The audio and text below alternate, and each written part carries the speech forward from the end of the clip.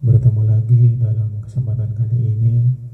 Semoga kita semua dalam keadaan sehat walafiat, tanpa kekurangan suatu apapun. Amin, Allahumma amin. Kali ini kita akan menyimak bersama-sama kajian Gus Baha di Pondok Pesantren Al-Falah Ploso, di mana dalam acara ini Gus Baha ditemani oleh Gus Fahim dan juga oleh Gus Kausar dan Gus-Gus yang lain, serta para santri Al-Falah Ploso yang hatam kitab Wahab. Tanpa panjang lebar, mari kita simak kajian beliau bersama-sama. Oke, Gus Fahim, Gus Makmun, nonton Mbah Kaula, Gus Kausar. Ini yang saya agak kecewa, itu moderatornya itu berusaha guyon karena takut tak suruh baca Fathul Wahab. Jadi guyon itu ada dua, guyon yang memang sudah selesai seriusnya. Saya pernah diceritain Mbah Mun, kata Mbah Mun, Kiai mau kitab guyon dikritik, mau kitab kok guyon. Terus kata Mbah Mun membela diri, mergo macane wis iso, mulane iso guyon. Nak ra iso wis runtuh sensik. Anda baca kitab udah bisa, itu bisa guyon apa enggak? Udah bisa, roh kitab wis meriang.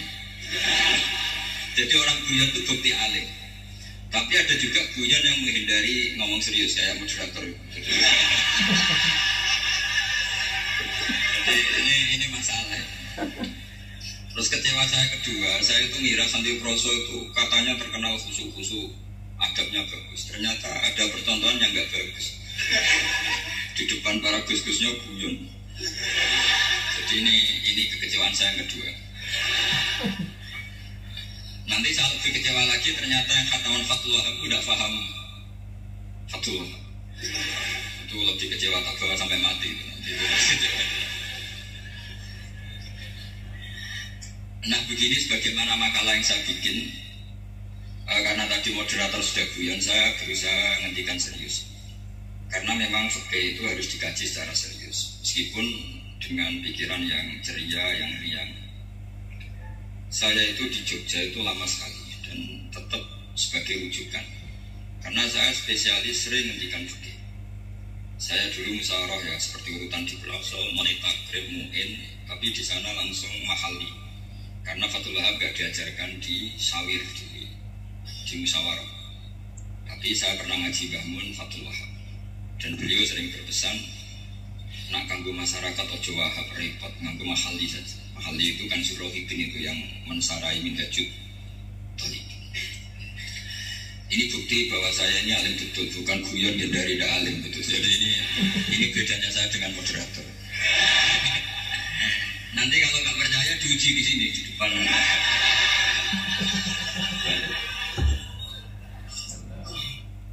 Saya ngaku alim itu bukan karena sombong, tapi keharusan. Karena begini ya, kalau kamu punya istri mau melahirkan, itu mesti nyari tulisan bidan. Barokahnya tulisan itu kamu tahu siapa bidan. Kalau kamu gigi sakit pasti cari tulisan dokter gigi. Sekarang kriminal kita adalah yang tahu Wahab tidak menulis ahli Fathul Wahab, ahli Fathul Qorib. Sehingga masyarakat itu susah nyari konsultan ahli fikih. Karena santri Ploso tidak menulis di rumahnya ahli Fathul Wahab, ahli Fathul Qorib. Lo itu penting supaya orang tahu. Setidaknya kenapa nyuwun sewu banyak, kalau saya boleh agak merovokasi, dan itu bagus, provokasi itu bagus kadang, tapi untuk kebaikan. Kenapa orang-orang lain itu menjadi rujukan? Karena mereka memaklumatkan diri dengar gelar RC, MA, terus ahli fikih. Tapi kita yang ngaji Wahab, khatam, musyawarah khatam, nggak nulis di rumahnya ahli Fathul Wahab. Setidaknya Anda nulis konsultan kalau ingin mondok ke Ploso, sehingga orang daerah kamu kalau mau mondok ke Ploso konsultasi ke kamu. Tapi kita terlalu adab. Padahal awal nubuwah itu dimulai dari at-tahaddi. At-tahaddi memaklumatkan diri kalau beliau adalah seorang nabi. Jadi kalau kamu bohong harus memaklumatkan diri. Saya tidak bakul baku, saya ahli Fathul Wahab. Nah ini khataman Fathul Wahab cerita baku. Wa inna lillahi wa inna ilaihi raji'un. Ini harus gimana mau? Ya Anda harus tersiksa dengan keterwakilan oleh ini.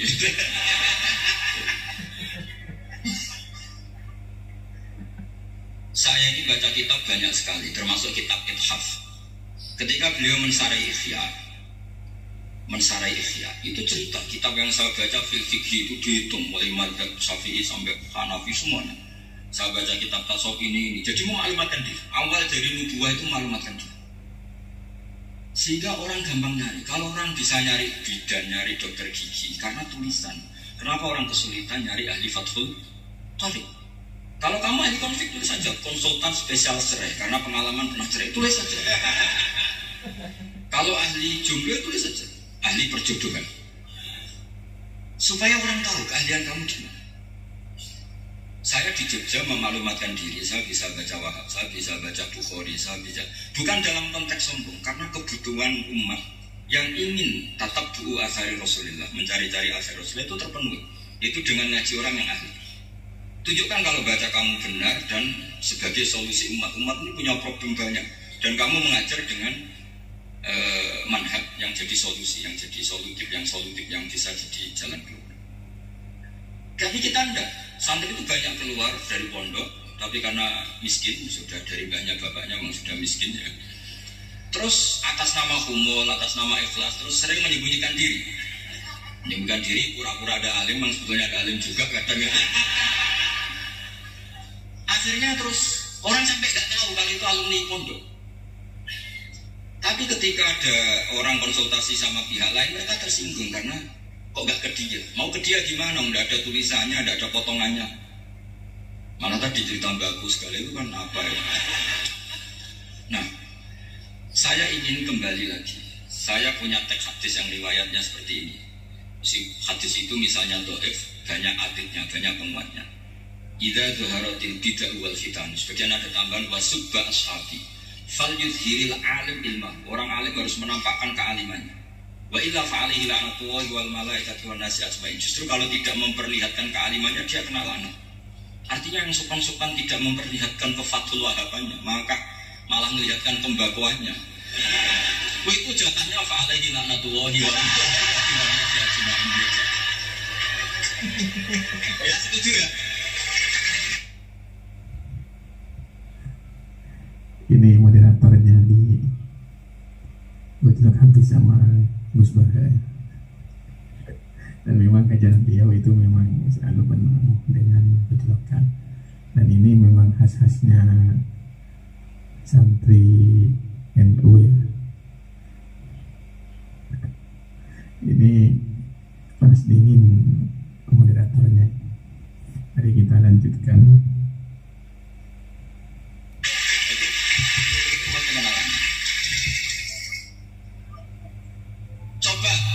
Terseksanya Syekh Zakaria Al-An tadi itu mulai ngomong tuh gak pernah menyebut Syekh Zakaria Al-An. Kayak apa terseksa? Kitabku dikaji nyebut jenengku ya gelem. Padahal Syekh Zakaria Al-Ansori syarat menjadi orang alim seperti dari sekian tarjamah, istilahnya dalam bahasa Arab terbaru itu tarjamah itu Syekhul Islam Syekh Zakaria Al-Ansori. Itu saya pilih yang dari kitab Manhajus Sawi karanya Habib Zain bin Smith. Itu dari sekian manaqib yang saya baca di Sulaiman Al-Jamal di mana-mana paling menarik itu. Sarannya jadi orang alim itu dua, punya guru alim, punya murid alim. Karena Anda akan tersiksa, sangat-sangat tersiksa. Ngaji sama gurunya takut disuruh baca, gurunya alim, mau ngorek yang meriang muridnya alim. Itu yang dialami Syekh Zakaria Al-Ansori. Sehingga beliau ngendikan duqiqtu baina hajaraini. Saya ini ditempa dua batu, cara Jawa digebek dua batu. Mau ngaji ya takut karena gurunya alim alamah yaitu pengarang Fathul Bari Ibnu Hajar Al-Asqalani. Mau mulang ya meriang ikut di murid alim alamah jenis Ibnu Hajar Al-Haythami. Jadi apa ngaji ya persiapan, apa mulang ya persiapan. Kayak apa susahnya jadi Syekh Zakaria Al-Ansori, mau ngaji setoran ya persiapan, mau ngajar persiapan. Makanya kata Mbah Mun, syarat utama ulama itu harus punya murid alim. Saya pernah didhawuhi Mbah Mun, aku muga gak di anak Gus Naji itu Gus Naji. Saya juga izin jadi kiai. Karena syaratnya jadi kiai itu anak alim di murid alim. Izin enggak jadi kiai ras sukses juga tak beliau. Makanya saya ketika kecelok alim itu senangnya bukan main beliau. Karena terpenuhi status tadi. Nah ini kalau khataman Fathul Wahab terus bakas baku ini. Ini roh Ki Jazuli tersiksa ini gimana? Ini gimana di sini? Kalau ukurannya kan gampang, moderator kan dipilih yang paling baik. Setidaknya ngomongnya lah. Kalau tidak ilmunya ya ngomongnya. Terus Anda terwakili oleh orang yang enggak jelas. Enggak, saya gojlok ini tidak dosa. Karena kalau betul saya ini dosa karena ngerasani orang, berarti jadi kafarah dosanya dia. Soal saya kan amalnya sudah banyak, aman. Aman, jadi nanti. Jadi kalau jatah hasanah saya harus diminta dia, tak kasih aja. Gampang. Masih surplus banyak. Ya, masih surplus, masih banyak. Kan orang itu kalau baca Quran satu huruf itu dapat 10 kebaikan. Saya ini hafal Quran, sudah agak terhitung itu sudah. Itu untuk kamu tak saati satu huruf cukup nanti kalau nanti nuntut di akhirat itu tak kasih satu huruf itu. Ya nggak apa-apa, nanti silahkan nuntut nanti di apa akhirat. Tapi kamu lebih saya tuntut. Kamu itu siapa mau nyuruh saya di sini itu? Dosanya lebih besar lagi itu. Saya teruskan ya, saya cerita yang serius. Syarat jadi orang alim itu punya guru alim, punya murid alim. Karena sebagian dari ilmu itu bukan ditempa guru tapi ditempa murid. Imam Fathul Bari, Sahibu Fathul Bari yaitu Syekh Ibnu Hajar Al-Asqalani. Itu beliau sangat mencintai Nabi Musa justru karena dengan tanda kutip protesnya. Jadi ketika Nabi Musa diajari Nabi Khidir dari awal sudah ngendikan innaka inni ala ilmin atau innaka dulu ya gak apa-apa dibalik-balik gak apa-apa karena semua kitab kadang riwayat bil makna innaka ala ilmin allamaka wah ma'lam a'lamhu wa inni ala ilmin allamanillah ma'lam ta'lamhu. Kira-kira terjemahan bebasnya kamu punya ilmu yang diajari Allah saya tidak tahu, saya punya ilmu yang diajari Allah kamu tidak tahu, maka innaka lan tastatya ma yasabra, kamu tidak mungkin bisa menyabari saya, bisa memaklumi saya. Tapi kata Nabi Musa, tidak, saya harus belajar sama Anda. Oke, silahkan belajar, tapi jangan tanya. Pertanyaannya itu jangan tanya. Fala tas'alni, kamu nggak boleh tanya. Kalau kamu ingin jadi murid yang baik, nanti jangan tanya. Itu dosa. Ya dengarkan saja. Nah, tapi Nabi Musa tetap tanya. Ketika ada kejanggalan secara syariah, Nabi Musa tetap tanya. Dan itu oleh kitab-kitab tasawuf dianggap dengan tanda kutip kesalahannya Nabi Musa. Meskipun mibabi hasanatil abrar sayyatul muqarrab. Tapi di kitab fikih itu dipuji sundul langit. Protesnya Nabi Musa. Jadi di kitab tasawuf disalahkan karena kitab tasawuf pemuja tadi ketertaatan pada guru. Kitab fikih enggak. Ini bukti adallud dalil bahwa Musa itu orang pilihannya Allah. Dia tidak sabar, beliau tidak sabar kalau melihat kemungkaran. Jadi gugatannya Nabi Musa dianggap apa suratu ghairatihi fillah atau suratu ghairatihi fillah. Ada yang baca ghairah, ada yang baca ghirah. Ini karena ngadepi santri Fathul Wahab. Saya terpaksa baca 2 kali. Siji ben ketok alime, nomor 2 nak kowe ra iso tak warai nak maca. Karena dalam kiro asap ya mesti gitu. Kalau enggak doikin jadikin. Karena yang satu cara berpikir masdar itu aslul mustaqot.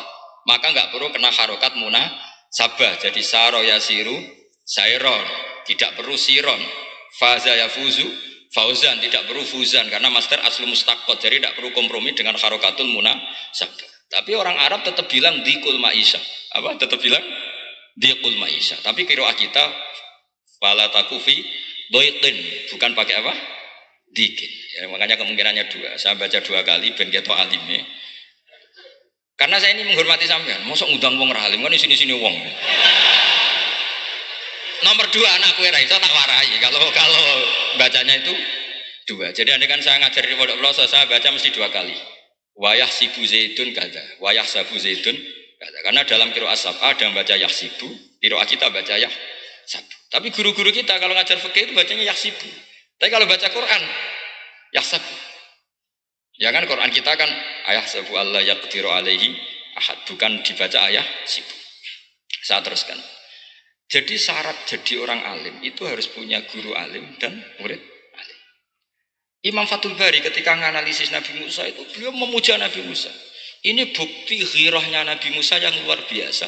Beliau paling tersinggung kalau untuk hikat hurmatullah. Orang sudah ditolong kok gak matur nuwun malah merusak perahunya. Jadi itu secara syariat itu mungkar. Kalau mungkar ya harus diprotes.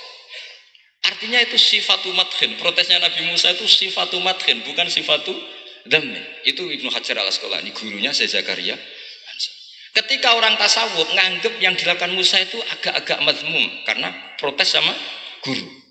Pertanyaan saya ke anak-anak Fathullah, kamu milih siapa? Milih partainya Ibnu Hajar al-Asqalani apa milih partainya orang tasawuf? Selama ini roh potongannya sampean milih yang tasawuf. Karena sampean dengan ilmu pas-pasan ini gak suka kalau ada murid tanya. Mboten ngaku mawon. Tapi karena tadi logika syariatnya kata Ibnu Hajar al-Asqalani, Musa itu kalimullah termasuk ulul azmi, sementara Khidir hanya seorang nabi. Apa yang dilakukan Musa tentu lebih keren karena beliau seorang nabi dan rasul. Jadi jangan kira terus di situ merupakan mangkobah, satu derajat yang luar biasa bagi Nabi Khidir mengalahkan Musa itu enggak. Tapi ini juga mangkobah bagi Musa, betapa tidak sabarnya beliau ketika untuhikat hurumatullah. Dan itu Ibnu Hajar al-Asqalani dalam bingkai itu. Jadi beliau itu sangat ringan sekali. Artinya gini, kita bahas Zakaria al-Ansori nggak bisa tambah bakas gurunya, yaitu Ibnu Hajar al-Asqalani. Nanti saya bakas muridnya. Lah yang mulai bakas muridnya itu kamu harus siap-siap. Karena kiai-kiai di pelosok itu alim alama. Masalahnya nanti pasti di muridnya. Saya Zakaria al-Ansori aman karena punya murid Ibnu Hajar al-Hitami. Ibnu Hajar al-Hitami aman karena punya murid Zainuddin al-Mali Bari yang ngarang. Ya, mulai jenengan ini. Jadi masalah bukan pada gurunya, tapi pada siapa? Muridnya. Terus Ibnu Hajar al-Asqalani itu orang yang luar biasa. Saya pengagum beliau karena saya kalau baca Bukhari pakai pertolongan sarah beliau yaitu Fathul Bari. Itu beliau kalau protes, sukanya memang protes. Beliau itu nakot itu ahli kritik, ahli protes. Beliau termasuk sering ngeritik Imam Nawawi, ngeritik orang-orang sebelumnya. Tapi ya dalam konteks kebaikan. Imam Nawawi itu punya sarah namanya Syarh Muslim Lin Nawawi. Terus beliau punya kitab fikih Minhajut Thalibin yang disadur oleh Syekh Zakaria dari Manhajut Thullab. Yang satu pakai Minhajut Thalibin jamak mudzakkar salim, yang satu pakai Manhajut Thullab pakai jamak taksir. Kitab Minhajut Thalibin sendiri dari kitab Muharrar karangan Imam Rafi'i, terpaut sekitar 3 orang sampai ke Imam Rafi'i dari Imam Nawawi. Imam Rafi'i ngarang itu dari Al-Wasit, Al-Basit dan Al-Wajiz karangan Imam Ghazali. Dan itu saya punya. Kitab indukannya Imam Ghazali Nihayatul Matlab fi Dirayatil Mazhab saya juga punya karangannya Imam siapa? Haromen. Terus sampai Mukhtasarul Muzani. Saya tadi sempat bawa kitab Mukhtasarul Muzani. Bareng ngerti ini kok jadi pengajian umum lemes ya. Waduh, mau nyalahkan Gus Kausar Mbah nggak berani. Tapi saya tadi matur sama Gus Kevin, Gus ini kok jadi pengajian umum, nggak tahu. Sebenarnya saya ingin anak Wahab saja terus tak marahin terus pulang. Tapi ini di depan orang banyak, kalau marahin kan nggak baik ya sudah saya tak rileks saja. Tak ceritakan bukti keseriusan fikih itu dikarang. Misalnya begini, ini contoh Zakaria al-Ansori, Syekh Zakaria al-Ansori ketika dengan tanda kutip sering bilang wa takbiri bidzalik aula min takbiril asli kadan atau a'amu min takbiril asli kadan. Kenapa ada gugatan takbir? Karena takbir itu apapun hebatnya, karena dikarang seorang manusia itu ada falta, ada keterselipan di situ. Meskipun satu kedipan mata yang beliau salah, ya Rabbul Salsa. Misalnya begini, definisi sholat ya, kita akan sering dengar sholat itu apa? Umumnya orang kan aqwalun wa af'alun, muftatahatun ditakbir, muftatamatun bitaslim. Pertanyaannya, definisi itu tidak jamek mana? Karena hunaka sholatun la qawla fiha wa la fi'la, yaitu sholatuman ajrus sholat tapi qalbi.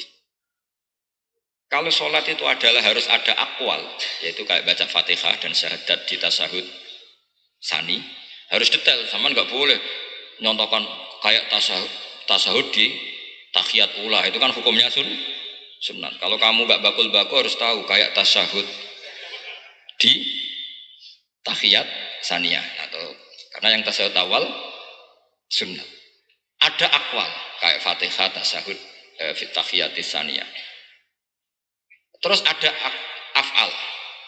Tapi pertanyaannya, gunaka sholatun la qawla fiha wala fi'la, yaitu sholatu man ajra sholata biqalbi. Maka perlu ditambah walau hukman, meskipun akwal dan af'al itu hanya secara hukum. Karena kalau hanya itu tidak jamek manek kalau dalam bahasa mantek atau tidak mutorid akis, tidak memasukkan semua fardun min afrodil mu'arraf. Jadi kalau ngetok nang alim mau demi ngergani sampean supaya ketok nak sumber utang ora salah. Mau salahnya ngatur kiai itu ya agak salah, itu agak salah betul. Saya itu juga agak gimana. Besok itu saya diminta Gus Reza ngisi sama Gus Reza. Gus Reza itu cucunya Mbah Karim. Mbak Mun dulu ngaji Mbah Karim. Jadi orang kok kayaknya manfaatkan saya sakarepe dhewe gitu karena saya ini mangkalah tua terus. Padahal saya kalau mau angkuh ya, kalau saya boleh sombong. Itu buyut saya ketujuh itu namanya Mbah Soleh bin Asnawi Sepuh. Itu gurunya Mbah Soleh Darat. Dan Mbah Soleh Darat gurunya Mbah Hasim. Tapi angkuh kan haram jadi ya sudahlah pakai tawadhu saja. Sebenarnya kalau saya boleh angkuh, kalau sampean malah lebih bisa angkuh lagi, ketemu di Nabi Adam. Lebih. Foto Nabi. Saya ulang lagi ya. Kalau kamu mengkaji Wahab secara serius, itu kajilah seperti saya ini. Bahwa hukum itu harus dibenturkan dengan fardul masalah, dengan pengandian masalah.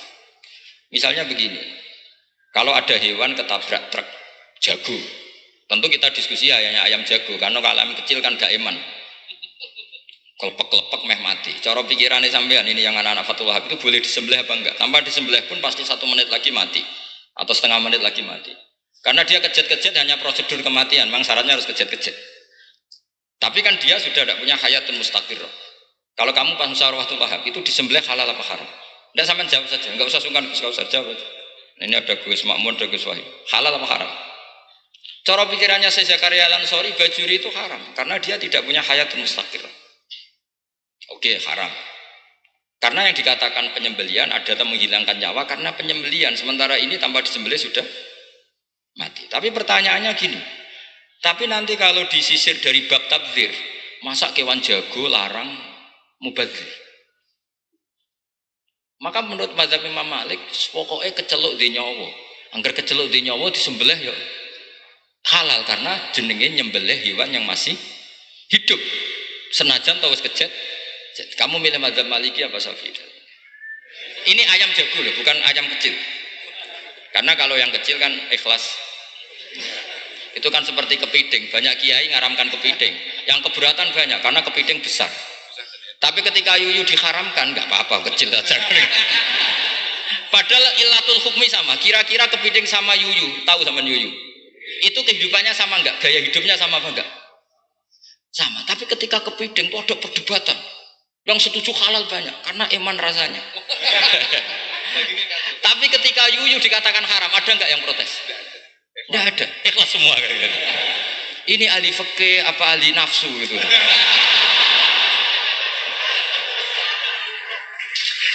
Jadi apa debat itu akhirnya nggak mutu kan? Coba kehidupannya kepiting sama yuyu itu sama apa enggak? Sama. Kenapa kepiting mukhtalaf alaih kalau yang yuyu hampir semua kiai meyakini haram? Kenapa? Sama. Saya tuh pernah betul ngalamin, saya mau pas jalan-jalan sama putri saya, ada ayam jago ditabrak truk. Sudah kejet-kejet, tanya orang, Gus ini halal enggak? Saya bilang untuk kamu halal. Lama-lama orangnya penasaran, kok untuk kamu, untuk hukum kok ada untuk kamu. Untuk... Hanya tanya, gak Gus mestine iku piye? Kon tak haramno ya ora siap, wong kon iman nggih Gus bener. Ya misale cara jenengan. Aku kiai kurang pegawean tapi mangan pitik kejet-kejet aku. Tapi ini logika ya, logika yang dibangun fikih. Fikih itu kalau bangun kaidahnya gampang. Fikih itu gampang sekali karena sesuai fitrah manusia.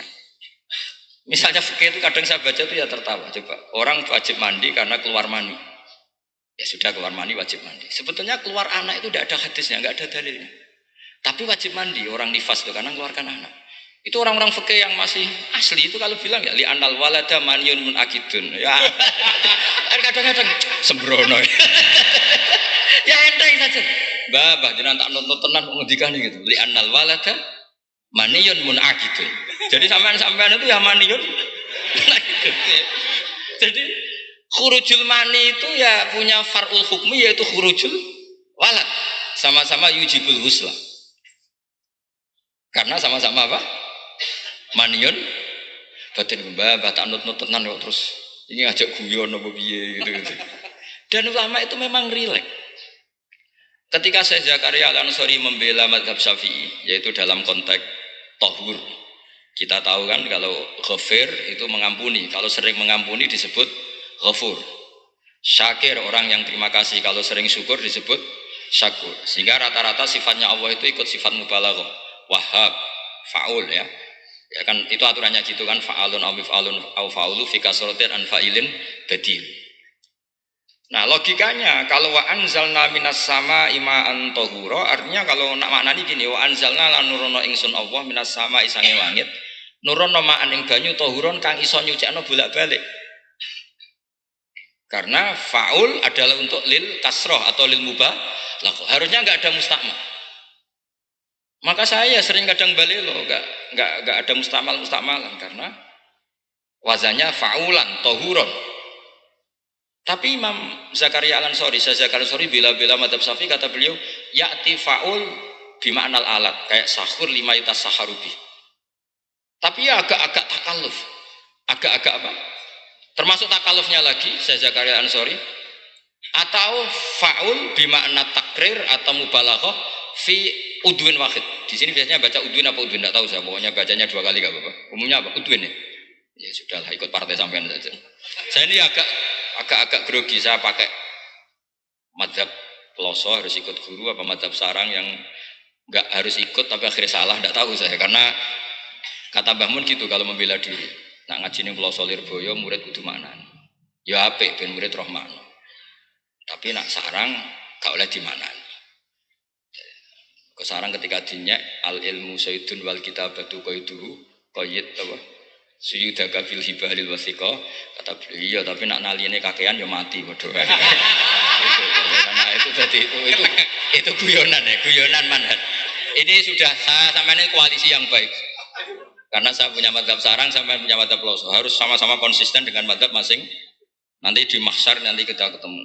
Siapa yang ahli Fathul Wahab, siapa yang ahli Bako.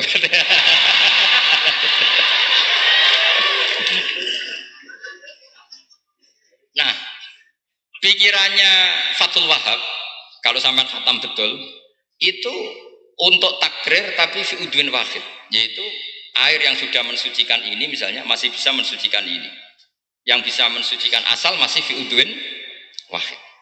Ya sudah, di situ saja takrirnya atau mubalaghahnya di situ, bukan ke anggota yang lain. Oke, itu meskipun agak, tapi Imam Malik dan semua ulama hampir mengatakan tohur itu ya tetap dikasrotil istimal, artinya ya sudah bisa takrirut tadhir. Tapi yang bilang tadhir digugat lagi, digugatnya gini, tohur itu mubalaghah dari tohir, bukan dari mutohir. Ini kalau sampean fasul masail, sampean nggak pernah tahu fasul masail sedetail ini, nanti diulang lagi khatamannya. Tohur itu bukan mubalaghah dari tohir, tapi dari mutohir. Padahal bahasan kita tentang tadhir, bukan tentang tuhur. Sampean mikir apa?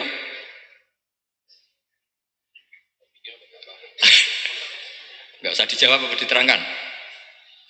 Apa ngaji lagi aja, nggak usah boyong dulu.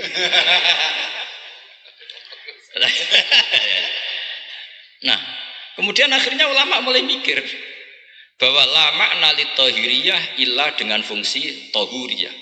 Tidak ada gunanya disetatuskan suci kemudian tidak berakibat mensucikan, karena ini air masih murni, ma'un mutlaq. Kecuali kayak teh kopi berstatus suci tapi tidak mensucikan. Tentu ma'an tahura di konteks itu adalah tohir mutahhir, karena contohnya air mutlak bukan kopi. Berarti meskipun tohur itu dari mubalaghah tohir tapi maknanya mutahhir, itu perdebatan. Akhirnya apa?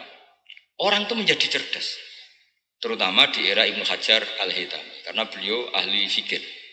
Beliau itu cerdasnya Masya Allah. Tapi apapun itu, beliau tetap manusia. Kecerdasannya kadang berlebihan dalam aturan yang dipatok mazhab Syafi'i. Termasuk mensyaratkan Jumatan harus orang 40.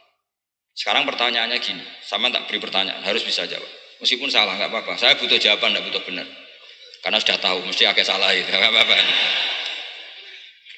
Ketika ada satu kampung yang orangnya tidak sampai 40 dan mereka ingin Jumatan, menurut kamu itu harus Jumatan? Apa boleh Jumatan?